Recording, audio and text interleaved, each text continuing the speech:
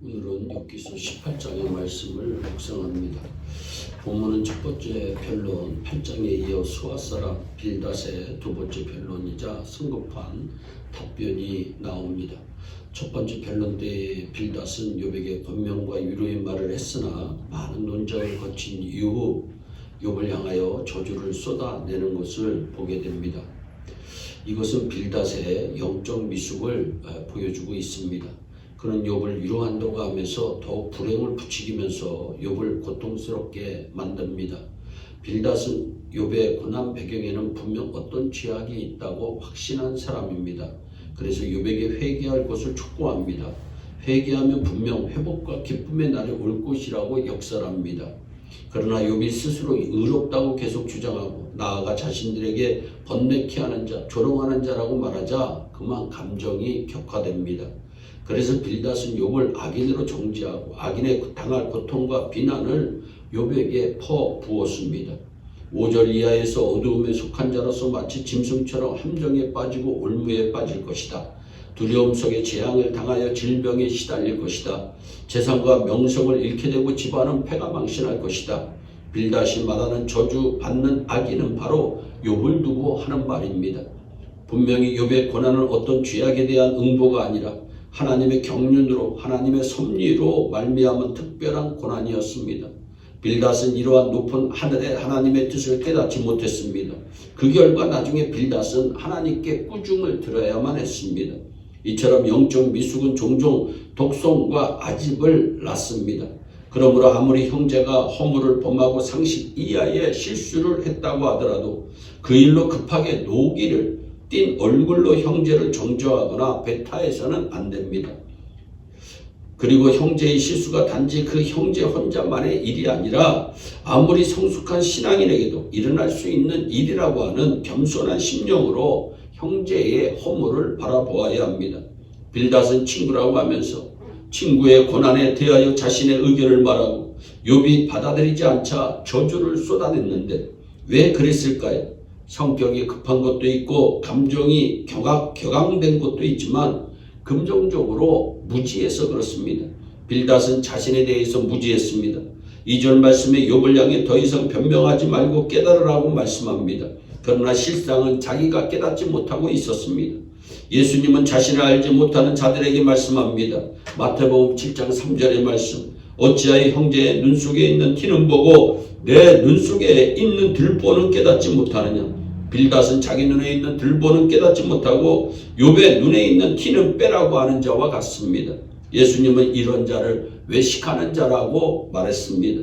또한 빌닷은 상대방에 대하여 무지했습니다. 4절 말씀에 너는 분하여 스스로 찢는 자여 너를 위하여 땅이 버림을 당하겠느냐 바위가 그 자리에서 옮기겠느냐.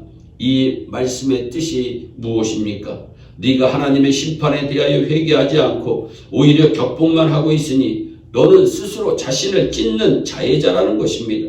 그리고 네가 아무리 하나님을 향하여 불만을 쏟아내며 격노한다 할지라도 땅과 바위가 변하지 않듯이 너를 향한 하나님의 진노는 변하지 않을 것이라고 하는 저주의 말인 것입니다. 빌닷은 욥을 곡해하였습니다. 욥은 하나님을 향하여 격분하거나 반항한 적이 없습니다. 오히려 하나님의 심판이라도 달게 받으며 하나님의 주권을 철저하게 인정하고 자신을 겸비하게 낮춘 자입니다. 그래서 잠언서 18장 13절 말씀에 사연을 듣기 전에 대답하는 자는 미련하여 욕을 당한다고 하는 말씀이 있습니다. 그는 지금 욥이 당하고 있는 그 고통의 사연을 다 알고 있는 것 같지만 실상은 전혀 모르는 자입니다. 그저 자기 잣대를 가지고 상대방을 공격만 하고 있습니다. 우리도 함부로 이웃에 대하여 말할 때가 많이 있습니다. 진정 사람을 알려면 그 사람이 당하는 고통을 알아야 합니다. 또한 빌닷은 하나님에 대하여 무지했습니다. 21절 말씀에 하나님을 알지 못하는 자의 집은 악인의 처소처럼 망한다고 말씀합니다. 욥을 하나님을 알지 못하는 자로 치부하였습니다. 그러나 실상은 자기가 하나님을 알지 못하고 있는 것을 알지 못했습니다. 그가 하나님을 진정 아는 자라면 욥과 함께 고난의 신분을 하나님께 물어보아야 옳았을 것입니다. 무지한 자의 안타까움은 자기의 무지를 모르는 것입니다. 왜 무지한 자가 또 무지에 빠질 수뿐이 없을까요? 교만하기 때문입니다. 그래서 디모데전서 6장 4절에 교만한 자는 아무것도 알지 못한다고 말씀합니다. 교만하면 눈이 어두워 아무것도 깨닫지 못한다고 하는 말씀입니다. 그는 욥에게 등불이 꺼진 악인이라고 했지만 실상은 자기의 등불이 이미 꺼졌다는 것을 모르고 있었습니다. 마치 소경이 꺼진 등불을 들고 다니는 것과 같습니다. 그러나 빌닷의 저주에도 불구하고 욥은 고난의 터널을 지나간 후에 정금같이 되어 갑절의 복을 받고 140여 년을 더 살았습니다. 그렇습니다. 성도에게는 비록 고난의 십자가가 있더라도 영생의 소망이 있습니다. 고린도후서 4장 16절로부터 18절에 그러므로 우리가 낙심하지 아니하노니 겉사람은 후패하나 우리의 속은 날로 새롭도다.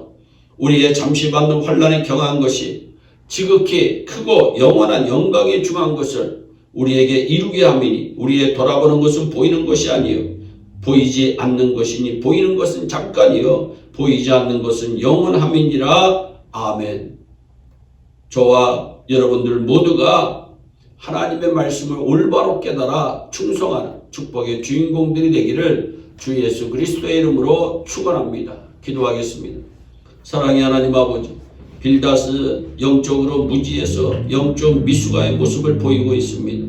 하나님, 우리 모두는 아버지 하나님을 알게 하시고 상대방을 알게 하시고 자신을 아는 삶으로 지혜롭고 날마다 승리하는 인생이 될 수 있도록 복을 내려 주옵소서. 감사하고 예수님의 이름으로 기도하옵나이다. 아멘.